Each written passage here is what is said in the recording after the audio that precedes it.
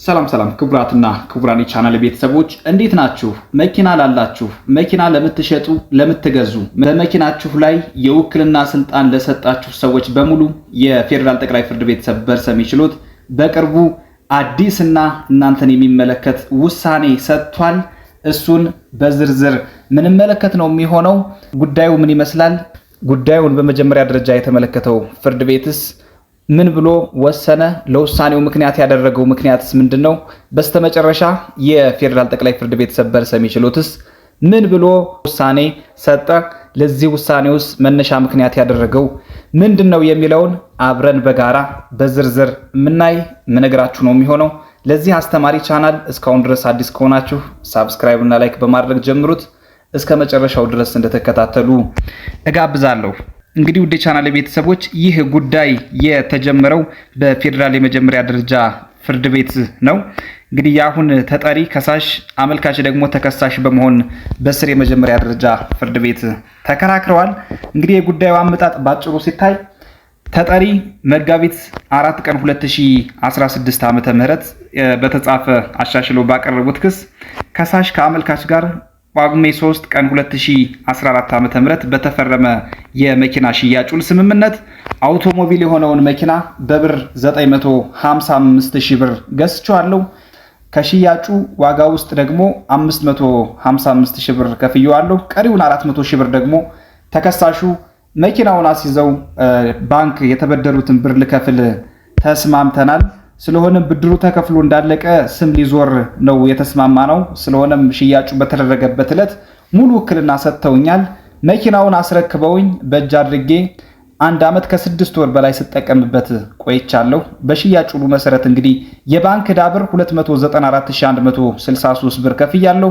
ይሁንና አመልካች የካቲት 2 ቀን 2016 ዓ.ም ስልክ ደውለው ወደ ውጭ ሀገር ለመሄድ እንደፈለጉና በሸጡት መኪና ላይ የሚያስጨርሱት ጉዳይ እንዳለና መኪናውን ይዤ እንድመጣ ነግረውኝ አምጥቼ ፓርክ አድርጌው ወደ እሳቸው ወዳሉበት ወደ 4ኛ ህንጻ ፎቅ ስወጣ ተከሳሽ መኪናውን በተመሳሳይ ቁልፍ በመክፈት አስነስተው በመውሰዳቸው በጸጥታ አካል በተደረገ ክትትል በቁጥጥር ስር ውለዋል። ስለሆነም እንግዲህ መኪናውን ከወሰዱ በኋላ በመኪናው ጋቢናና ኪስ ላይ የነበሩ የመኪና ሽያጭ ውሉን ዋናውን ቅጅ እንዲሁም ደግሞ የውክልና ሰነዱን ዋና ቅጂ የወሰዱብኝ ስለሆነ ይክፈሉኝ፣ እንዲሁም ደግሞ መኪናውን ራይድ በመስራት በየቀኑ አገኝ የነበረውን 2500 ብር ያሳጡኝ በመሆኑ ውሳኔ እስኪያገኝ ድረስ ታስቦ እንዲከፈለኝ እንዲሁም ደግሞ ሁከት እንዲወገድልኝ የሽያጭ ውሉን እንዲፈርስ በመቁጠር እስካሁን ለመኪናው ከነደላላው የከፈልኩትን ብር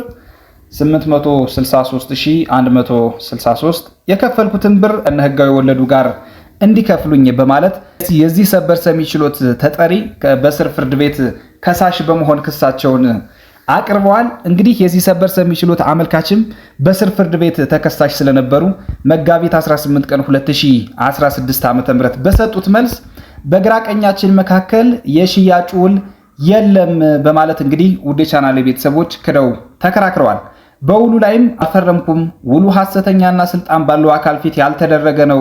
አመልካች ከተጠሪ ለችግር ጊዜ እንዲሆነኝ ተነጋግረን የሰጡኝን ብር 569,000 በመኪና ሽያጭ ውል እንደተከፈለ በማስመሰል ያዘጋጁት ሐሰተኛ ውል ነው። ለክሱ ምክንያት የሆነው መኪና መሸጥ የማይችል የባንክ ዕዳ ያለበት መኪና ነው። ስለሆነም ተጠሪ አለ የሚሉትን ዋናውን ውል እንኳን አላቀረቡም። ይህን ባላቀረቡበት ሁኔታ ልጠየቅ አይገባም። መኪናውን በተመሳሳይ ቁልፍ አስነስቼ የወሰድኩት ከሳሽ በስምምነታችን መሰረት ለንስር ማይክሮ ፋይናንስ የሚከፈለው የመኪና ዕዳ ክፍያ ያቆሙ በመሆኑ ነው። ነገር ግን ተጠሪ የሚሉትን ኦሪጂናል ማስረጃ አልወሰድኩም። እንዲሁም ከሳሽ ከመኪናው ግዢ ጋር ተያይዞ ሌሎች በዝርዝር ያቀረቧቸው ወጪዎችን በተመለከተ በሕግ ፊት የሚጸና ሕጋዊ የሽያጭ ውል በመካከላችን በሌለበት ሁኔታ ከሳሽ ወጪዎችንም ሆነ የሽያጭ ውል ልዩነት ተከሳሽን ሊጠይቁ የሚችሉበት የሕግ መሰረት የሕግ አግባብ የለም። ስለሆነም ፍርድ ቤቱ ውድቅ እንዲያደርግልኝ በማለት ተከራክረዋል። እንግዲህ ምላሻቸውን ሰጥተዋል። ከዚህ በተጨማሪ የተለያዩ የተከሳሽ ከሳሽነት ክሳቸውን አቅርበዋል። እንግዲህ ውድ ቻናል ቤተሰቦች ጉዳዩን በመጀመሪያ ደረጃ የተመለከተው የስር የፌደራል የመጀመሪያ ደረጃ ፍርድ ቤትም እንግዲህ የግራ ቀኙን ክርክርና ማስረጃ ከሰማ በኋላ ውሳኔ ሰጥቷል። እንግዲህ ውሳኔ የሰጠውም ውሉን በተመለከተ ሽያጭ የተደረገበት ንብረት የማይንቀሳቀስ ንብረት ሳይሆን ልዩ ተንቀሳቃሽ ንብረት በመሆኑ ይህን አይነቱን ንብረት በተመለከተ የሚደረግ ውል በጽሁፍ መደረግ እንዳለበት እንጂ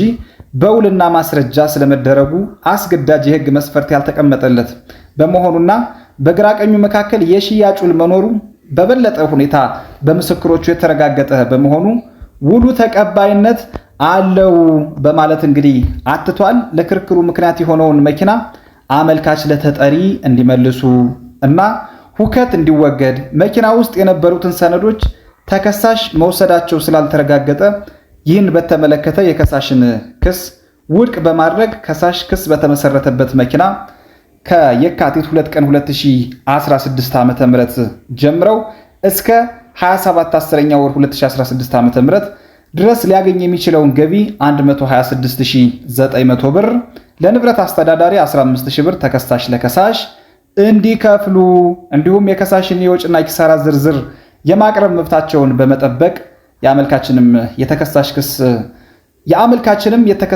ከሳሽነት ክሳቸውን በአጠቃላይ ውድቅ በማድረግ ውሳኔ ሰጥቷል ማለት ነው። እንግዲህ ውድ የቻናል ቤተሰቦች በመጀመሪያ ደረጃ ይህን ጉዳይ የተመለከተው የስር የመጀመሪያ ደረጃ ፍርድ ቤት ማለት ነው። እንግዲህ የሰበር አቤቱታው የቀረበው ይህን ውሳኔ በመቃወም ነው። የስር ተከሳሽ የአሁን አመልካች እንግዲህ ለሰበር ሰሚ ችሎት ውሳኔያቸውን ከማቅረባቸው በፊት ለከፍተኛ ፍርድ ቤት የይግባኝ ቅሬታቸውን አቅርበዋል። ነገር ግን የይግባኝ ቅሬታቸውን ለከፍተኛ ፍርድ ቤት ያቀረቡ ቢሆንም ይህ የከፍተኛ ፍርድ ቤት የይግባኝ ቅሬታቸውን ውድቅ በማድረግ በፍትሐብሔር ስነ ስርዓት ህግ ቁጥር 337 መሰረት ትዕዛዝ ፍርድ ቤቱ ሰጥቷል። እንግዲህ አመልካች ተስፋ ሳይቆርጡ ለከፍተኛው ፍርድ ቤት ይግባኛቸውን አቅርበው ውድቅ ሲደረግባቸው በስተመጨረሻ ለፌዴራል ጠቅላይ ፍርድ ቤት ሰበር ሰሚ ችሎት የቅሬታ ይዘታቸውን አቅርበዋል። እንግዲህ ይሄን የፌዴራል የመጀመሪያ ደረጃ ፍርድ ቤት ውሳኔ በመቃወም ነው ለሰበር ሰሚ ችሎቱ የቀረበው ማለት ነው። እንግዲህ የሰበር ሰሚ ችሎቱ ትንታኔ ምንድነው? የመኪና ሽያጭ ውል መኖሩን ለማስረዳት መቅረብ የሚገባው የማስረጃ አይነት በተመለከተ ግዙፍነት ያላቸው የተንቀሳቃሽ ንብረቶች ባለሀብትነት ንብረቱን በመግዛት ወይም በሌላ አኳኋን ያገኘውና በኑዛዜ የተሰጠው ሰው ንብረቱን በእጅ ባደረገ ጊዜ የተላለፈለት እንደሚሆን በፍትሐብሔር ህግ ቁጥር 1181 ንዑስ አንቀጽ 1 የተደነገገ ሲሆን ልዩ የሆኑ አንዳንድ የሚንቀሳቀሱ ንብረቶችን የሚመለከቱት የህግ ድንጋጌዎች የተጠበቁ መሆናቸውን በፍትሐብሔር ህግ ቁጥር 1186 ንዑስ አንቀጽ 2 ተመልክቷል። መኪና ደግሞ ከልዩ ተንቀሳቃሽ ንብረቶች የሚመደብ መሆኑ የተሽከርካሪ መለያ መመርመሪያና መመዝገቢያ አዋጅ ቁጥር 681/2002 አንቀጽ 2 ንዑስ አንቀጽ 6 ተደንግጎ የሚገኝ ከመሆኑም በተጨማሪ የፌዴራል ጠቅላይ ፍርድ ቤት ሰበር ሰሚ ችሎት በሰበር መዝገብ ቁጥር 165704 እና በሌሎችም ተመሳሳይ ጉዳዮች ላይ አስገዳጅ የህግ ትርጉም ሰጥቶበታል። በመሆኑም ባለሀብትነትን የማስተላለፉ ጉዳይም በተለዩ ህጎች የሚመራ ነው።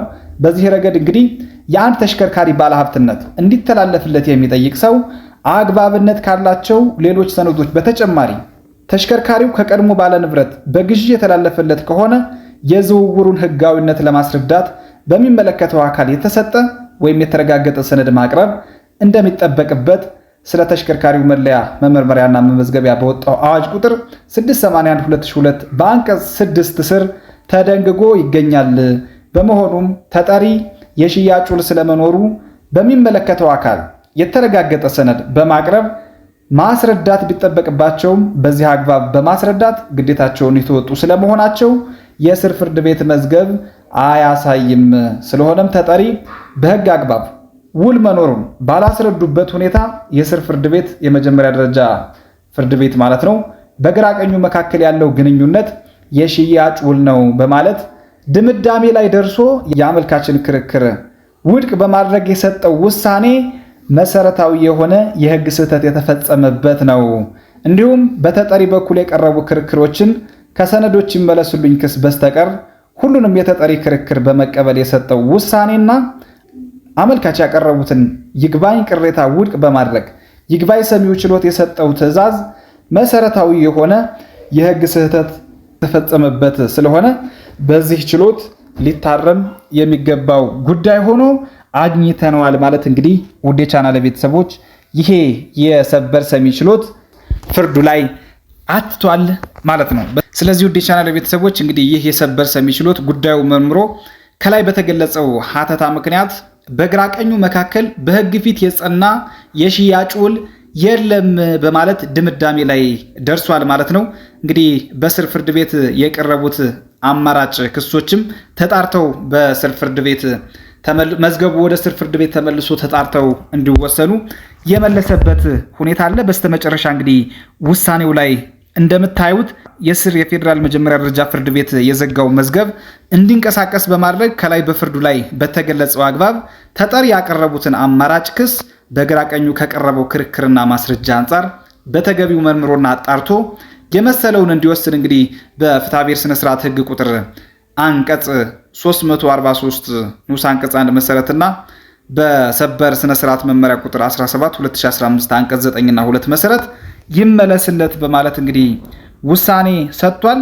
በስር የመጀመሪያ ደረጃ ፍርድ ቤት ውሳኔ ተሰጥቶ በትዕዛዝ በከፍተኛ ፍርድ ቤቱ የጸናውን ውሳኔ እንግዲህ ሽሮታል ማለት ነው። በግራ ቀኙ መካከል የተደረገ የመኪና ሽያጭ ውልም የለም በማለት ወስኗል። ስለሆነም እንግዲህ ግራ ቀኙ ያላቸው እጣ ፈንታ በዚህ ሰበር ሰሚ ችሎት ውሳኔ መሰረት ወደ ነበሩበት መመለስ ነው። እንግዲህ ውድ የቻናሌ ቤተሰቦች ማንኛውንም መኪና የምትገዙ የምትሻሻጡ በውክልና እንኳ እንዲያስተዳድርላችሁ ኢቭን እንዲሸጥ እንዲለውጥላችሁ ለሌላ ለሶስተኛ ወገን ለሌላ ሰው ውክልና የምትሰጡ ሰዎች በጥንቃቄ ይሄን የሰበር ሰሚ ችሎት አይታችሁ ግንዛቤ ልትወስዱ ይገባል። ምክንያቱም እንግዲህ መኪና እንደ ማንኛውም ተንቀሳቃሽ ንብረት የሚታይ ንብረት ስላልሆነ ልዩ ተንቀሳቃሽ ንብረት ስለሚባል ይህንም እንግዲህ የሚገዙ ህጎች የተለዩ ህጎች በመሆናቸው የተለየ በጽሁፍ ብቻ መደረጉ በቂ አይደለም። በጽሁፍ ከመደረጉ በተጨማሪ እንግዲህ በሚመለከተው አካል ውልና ማስረጃ መረጋገጥ እንዲሁም ደግሞ